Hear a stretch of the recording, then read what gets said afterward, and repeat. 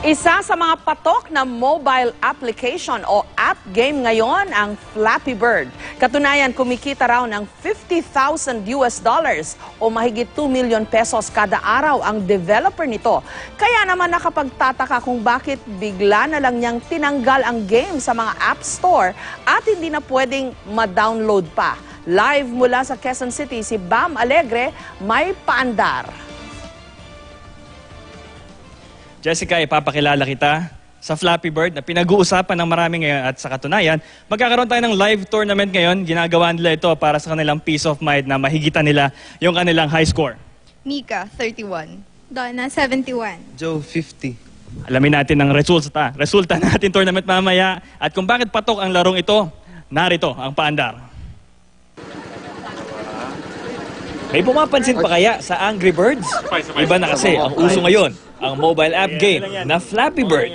Simple lang ang laro, hindi dapat bumangga ang ibon sa mga berdeng pipe. Para mapalipad ito, kailangan dut-dutin ang touchscreen.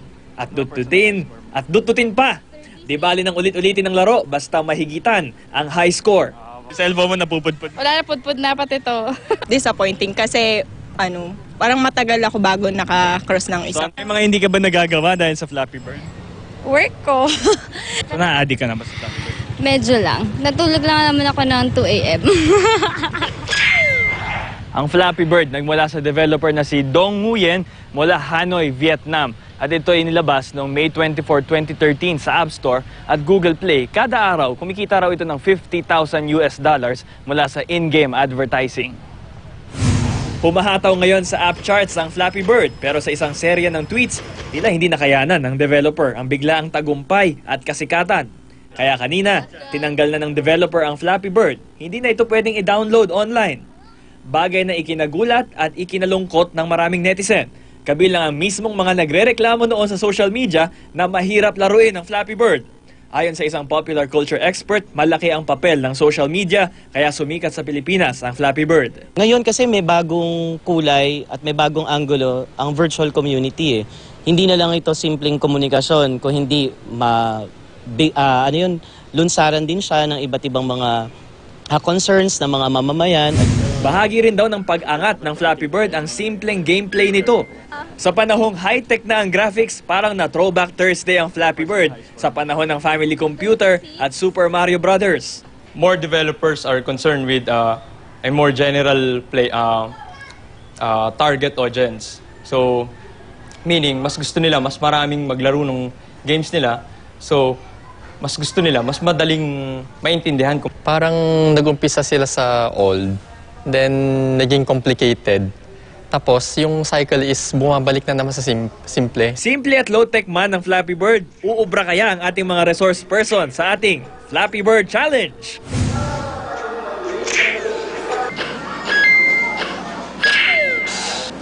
Wala, mamaw.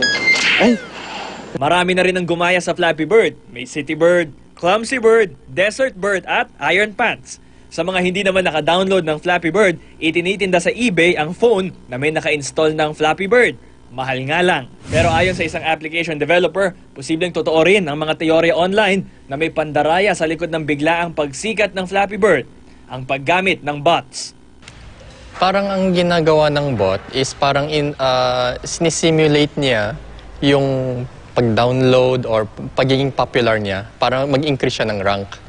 So, kung nag-increase na siya ng rank, mapapansin na siya ng mga tao. Sa isang tweet, nilinaw ng developer na si Dong Nguyen na walang legal issue ang Flappy Bird. Sa mga susunod na araw o buwan, katulad pa rin kaya ng Flappy Bird ang mauusong laro, ang magdidikta raw nito ang teknolohiyang gamit ngayon ng nakararami. Kung ang magiging feature natin is Malamatrix, then probably makaka-expect tayo ng mga larong pwedeng maging Malamatrix ang... Jessica, kanina, may isa tayong kasama rito, 71 yung high score niya. Pero ngayon, ang nakuha niya lang ay 5 lamang. At yung isa naman, higitan niya yung kanyang high score, 36 na. At yung isa, well, so-so, 16 lang. At Jessica, may ilang mga kumakalat sa internet na nag-suicide daw yung developer. Pero ito ay hoax pa lamang at hindi ito na-confirm na ito ay totoo. Jessica. Okay. Bam, talo sila nung cameraman natin dito sa studio na si Joffrey. 82 ang score. Sorry, guys. 82? 82. Ako, Oo. ako nga, Ikaw? sir. Ma'am Jessica, ako, hanggang 7 lang ako. 7. Nako. Ako hindi pa ako nakakasubok. Kayo, ma'am? Uninitiated pa ako.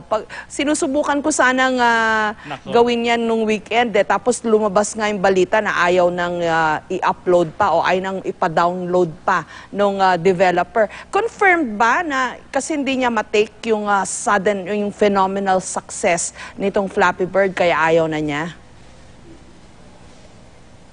Actually, hindi siya nag-elaborate dun sa kanyang Twitter post. Ang sinabi niya lang, I can't take it anymore. So hindi siya, pero nilinaw niya rin na wala tong kinalaman sa legal issues kasi may mga criticisms na ito ay rip-off nung art mula sa Super Mario. Lalo na kung lumaki ka sa Super Mario, talaga namang yung pipe pa lang na kulay green at yung side-scrolling niyang game mode, very Mario. So nilinaw niya na walang kinalaman sa any legal issue. Talagang na-overwhelm lang siya at dun sa reports sa kanyang hometown sa Hanoi, talagang naka-lockdown daw siya, nagtatago siya sa media, Jessica. Hindi niya, siguro ayaw niyang sumikat o ayaw niyang kumita ng pera. Parang ganun kaya yun, Bam?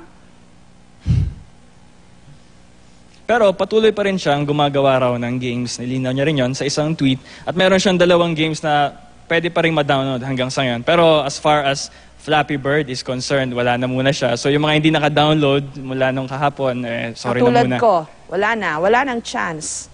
Stuck kami sa Candy Crush. Pero ibig sabihin yan, Bam, tama ba pagka naka-download ka na? Kasi di ba ang mga game mayat-maya in-upgrade nila eh. So ito, wala na talagang chance. Hanggang dyan na lang siya.